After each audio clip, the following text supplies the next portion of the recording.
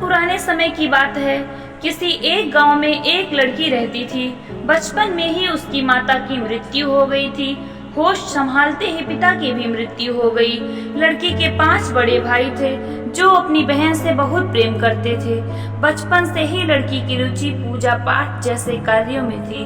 बड़ी होने के पश्चात लड़की भगवान शिव की पूजा पूरी विधि विधान के साथ करने लगी। पूजा में लगने वाली सामग्री भाई बड़ी शौक से लेकर आते थे। समय बीतता गया। लड़की के 5 भाइयों का विवाह हो गया। भाभीियों के आ जाने के बाद भी भाई पहले की ही तरह अपनी बहन को प्रेम किया करते थे। वक्त बीतता गया। अब बहन भी विवाह योग्य हो रही थी। घर में धन की कमी महसूस होने पर भाइयों ने विचार किया और वे घर से बाहर कमाने निकल पड़े। भाभीियों को अब जाकर उनकी ननद घर में अकेली मिली थी। भाइयों का अपनी बहन के लिए अथाह प्रेम भाभीियों को अच्छा नहीं लगता था। भाइयों के चले जाने के बाद भाभीियों ने लड़की की पूजा में विघ्न डालना शुरू किया। उसकी पूजा की सामग्री लाने के पैसे नहीं देती थी और उससे घर के हर एक कार्य करवाया करती थी। घर के सारे काम करने के बाद उसे जो समय मिलता था उसी में पूजा पाठ कर लेती थी।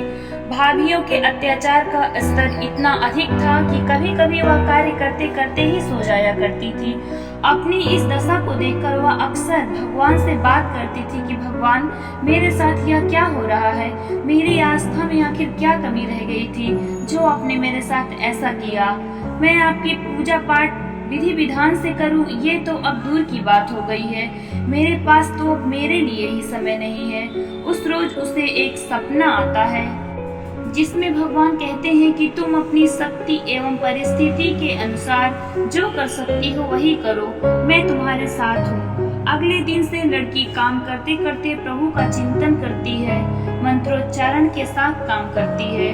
कार्य तो वह पहले जितना ही करती थी, किंतु अब उसका मन शांत रहता है। उस दिन से उसे एक स्वप्न आता है जिसमें उसे शिव जी कहते हैं कि पुत्री, यह मेरा चिंतन और मेरे मंत्रोच्चारण की शक्ति है जिससे तुम्हारा मन शांत रहता है। यदि तुम ऐसे ही मंत्रोच्चारण एवं मेरे चिंतन के साथ ही भोजन पकाओगी तो निश्चित ही ऐसा भोजन ग्रहण करने के बाद तुम्हारी भाभीियों का हृदय परिवर्तन हो जाएगा।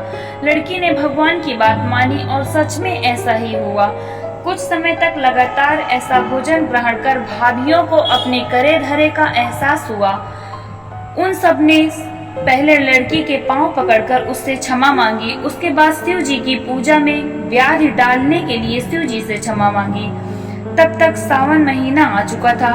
सावन के महीने में सोमवार के व्रत का बहुत महत्व है।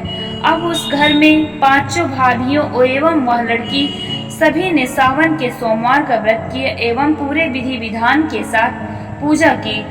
अब वह लोग उस घर में खुशी खुशी रहने लगे। अब तक काफी समय हो चुका था। भाइयों के आने का समय हो चुका था। भाई घर आते हैं। घर आने के बाद उन्होंने अपनी बहन का विवाह किसी ऊंचे घराने में कर दिया।